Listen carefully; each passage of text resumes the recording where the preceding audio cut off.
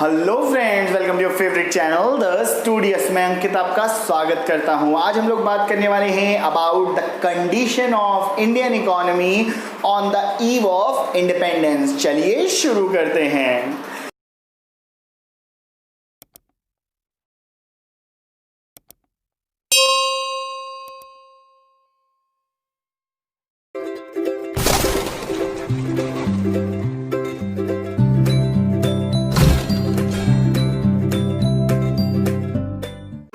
जैसा कि आप सब जानते हैं, जब इंडिया 1947 में आज़ाद हुआ तो ब्रिटिशर्स की पॉलिसी की वजह से वो एक सोने की चिड़िया तो कहीं से भी नहीं बचा था और बहुत ही बुरी स्थिति में था।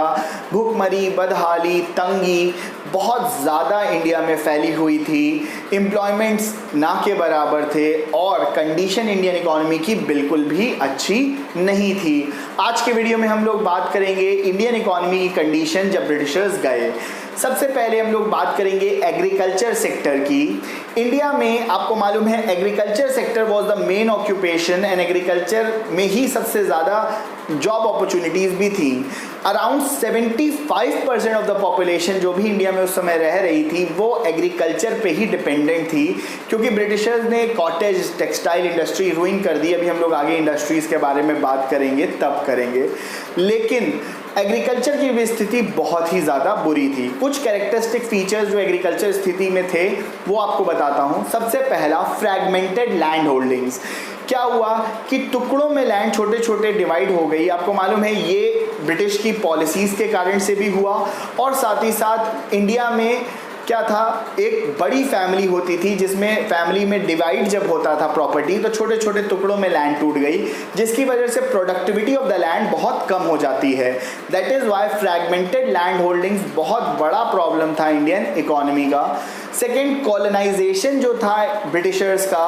ब्रिटिशर्स ने कॉलोनाइजेशन और इम्पेरियलिज्म की पॉलिसी से इंडिया से जितने भी रॉ मटेरियल्स थे उसको ये यहाँ से ले जाते थे और इंडिया को केवल और केवल ये फोर्स करते थे कि इंडियंस जो ग्रो करें वो उनकी इंडस्ट्रीज़ में काम आए, जैसे कि Indigo plantation, cotton plantation, jute, T, coffee, ये सारा ज़्यादा ग्रो करवा रहे थे इंडिया में, जिससे कि उनकी इंडस्ट्रीज़ को बेनिफिट हो और इंडियन से इनको कुछ भी लेना देना नहीं था। Third, old and outdated technology. दुनिया में नई नई इन्वेंशंस हो रही थी, ट्रैक्टर्स, हार्वेस्टर्स धीरे धीरे बहुत ज़्यादा बढ़ रहे थे, लेकिन इंडिया में इनका कोई नामो निशान नहीं था। ओल्ड आउटडेटेड प्रैक्टिसेस चल रही थी। वही आपको मालूम है, जैसे आपने देखा होगा किसान हल लेकर निकल रहा है बैल के साथ। सीड्स भी जो होती थी वो ओल्ड वैरायटी की होती थी, बहुत ज़्यादा डिजीज़ ओरिएंटेड सीड्स होती थी। तो जो टेक्निक्स थी एग्रीकल्चर की बहुत ज़्यादा ओल्ड एंड आउटडेटेड थी, जिसकी वजह से भी प्रोडक्टिविटी बहुत ज़्यादा कम थी। Third, over dependence on monsoon. बहुत ज़्यादा मॉनसून पे हम लोग डिपेंडेंट थे और आपको मालूम है इरिगेशन जो प्रॉपरली कैनाल्स और जो अदर रिवर्स को ज्वाइन करके होना चाहिए बिल्कुल नहीं था और हम टोटली डिपेंडेंट थे रेन गॉड पे। और आपको मालूम है किसी भी जगह मॉनसून इरेटिक होता है नेचर में और अनप्रेडिक्टेबल, अनप्रेसिडेंटेड होता है। इसी वजह से इंडिया का एग्रीकल्चर भी सफ़र करता था। कहीं पे बहुत ज़्यादा फ्लड्स आ जाते थे, कहीं पर ड्राउट्स आ जाते थे। Fourth, too much growing of cash crops. बहुत ज़्यादा कैश क्रॉप्स ग्रो कर रहे थे और फूड क्रॉप्स बहुत कम ग्रो हो रहा था। नेक्स्ट, बहुत इंपॉर्टेंट पॉइंट, सब्सिस्टेंट एग्रीकल्चर। अभी तक कमर्शियल एग्रीकल्चर के नाम पर इंडिया जो प्रोड्यूस कर रहा था वो केवल ब्रिटिशर्स एक्सपोर्ट करने का काम करते थे और वो भी बहुत छोटी छोटी स्केल में प्रोड्यूस होता था। और जो भी फ्रूट क्रॉप्स होते थे वो सेल्फ कंजम्पशन के लिए ग्रो होता था। तो सब्सिस्टेंस एग्रीकल्चर बेसिकली होता है जब कभी एक फील्ड में कभी भी कमर्शियल पर्पस के लिए नहीं, केवल सेल्फ कंजम्पशन के लिए ग्रोथ किया जाए फूड का, क्रॉप्स का, वो होता है सब्सिस्टेंस एग्रीकल्चर, जिसमें ओल्ड आउटडेटेड टेक्निक्स और पुराने इक्विपमेंट्स और मेथड्स को यूज़ किया जाता है। और यहाँ पर प्रोडक्शन भी कम होता है और सेल्फ कंजम्पशन के लिए करते थे और बाहर मार्केट में भी नहीं सेल कर रहे थे, तो इससे दो नुकसान हो रहा था। प्राइजेज ऑफ फूड क्रॉप्स भी बहुत ज़्यादा बढ़ रही थी और नेक्स्ट बहुत प्रॉब्लम हो रहा था कि जो फार्मर्स की इनकम थी वो नहीं बढ़ रही थी। तो ये बहुत ज़्यादा प्रॉब्लम्स थी इंडियन इकोनॉमी में इन एग्रीकल्चर। ब्रिटिशर्स यहाँ से गए तो इंडियन इकोनॉमी को इन्होंने बहुत ही बुरी स्थिति में छोड़ा और एग्रीकल्चर बहुत ही ज़्यादा सफ़र कर रहा था, क्योंकि मैक्सिमम पॉपुलेशन इंडिया की एग्रीकल्चर पे डिपेंडेंट थी और डिसगाइज्ड अनएम्प्लॉयमेंट भी बहुत ज़्यादा इंडिया में फैला हुआ था। एक फील्ड जहाँ पर 10 लोगों की ज़रूरत थी वहाँ 20 लोग 25 लोग लगे हुए थे, जिससे कि प्रोडक्शन बहुत ज़्यादा बढ़ जा रहा था लोगों में, and the condition was not good. अब हम लोग बात करते हैं condition of industries on the eve of independence. Industries की स्थिति कोई बहुत अच्छी नहीं थी। आपको मालूम है ब्रिटिशर्स इंडिया को कॉलोनाइजेशन और इंपीरियलिज्म के अंडर केवल और केवल as a raw material country की तरह इस्तेमाल करते थे और अपने जितने भी फिनिश गुड्स थे यहाँ लाके डंप कर देते थे। India was basically exporter of raw materials and importer of finish products. तो इंडिया यही काम कर रहा था, इसीलिए इंडस्ट्रीज़ के नाम पर ना के बराबर इंडस्ट्रीज़ इंडिया में ग्रो हुई। कुछ इंडस्ट्रीज़ जो कॉटन इंडस्ट्रीज़ सेटअप हुई इंडिया में वो भी ब्रिटिश कोलैबोरेशंस के साथ थी। स्टील इंडस्ट्रीज़ वगैरह थोड़ी बहुत लगाई गई, लेकिन सक्सेसफुल बहुत ज़्यादा कोई इंडस्ट्री इंडिया में नहीं थी और बहुत ही छोटी छोटी और नॉर्मल इंडस्ट्री यूनिट्स थी और आउटडेटेड टेक्नोलॉजी के साथ काम कर रही थी। इसमें ब्रिटिश की पॉलिसी बहुत ज़्यादा इम्पॉर्टेंट है जिसने इंडियन इंडस्ट्रीज़ को रुइन करके रख दिया। उसमें से कुछ पॉइंट्स के बारे में जिक्र करते हैं।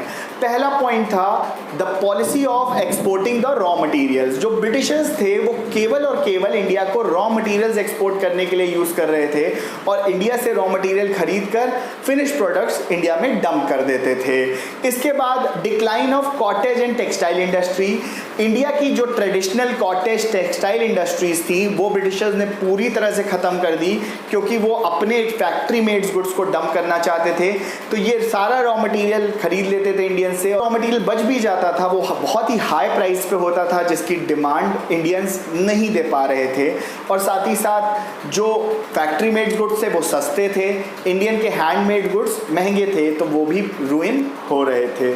इसके बाद ब्रिटिशर्स ने टेक्नोलॉजी में इंडिया में कभी भी इन्वेस्टमेंट नहीं किया, नई टेक्नोलॉजी इंडिया में नहीं लेकर आए। उन्होंने इंडिया को कभी भी डेवलप करने की कोशिश नहीं की, उन्होंने केवल इंडिया को एक्सप्लॉइट किया।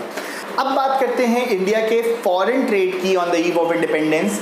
India was net importer of finish goods and exporter of raw material. तो ट्रेड डेफिसिट बहुत बड़ा था। ट्रेड डेफिसिट क्या होता है? जब कंट्री का इंपोर्ट बहुत ज़्यादा हो और एक्सपोर्ट बहुत कम हो। इंडिया का जो रॉ मटेरियल एक्सपोर्ट होता था वो बहुत ही कम पैसे का होता था, क्योंकि ब्रिटिशर्स एक्सप्लॉइट करके इंडिया का सारा माल ले जाते थे बहुत कम पैसे में और अपने गुड्स जो बहुत ही अच्छी क्वालिटी के नहीं भी होते थे उसको डंप करते थे इंडिया में, और डंपिंग पूरा इंडिया को अपना ग्राउंड बना देते थे, जहाँ पर वो इंडिया को एक्सप्लॉइट भी कर रहे थे और इंडिया से खूब सारा पैसा भी निकाल कर लेके जा रहे थे। तो इंडिया जो हो गई थी वो नेट इम्पोर्टर इकोनॉमी हो गई थी। एक्सपोर्ट के नाम पर केवल और केवल रॉ मटेरियल्स और एग्रीकल्चर प्रोडक्ट्स में थोड़ा बहुत एक्सपोर्ट करते थे और जितने भी फिनिश प्रोडक्ट्स थे वो सब हम इंपोर्ट कर रहे थे और बहुत ही ज़्यादा unfavourable balance of trade India में था। और यही कारण है इंडियन की बैकवर्ड इकोनॉमी के बारे में।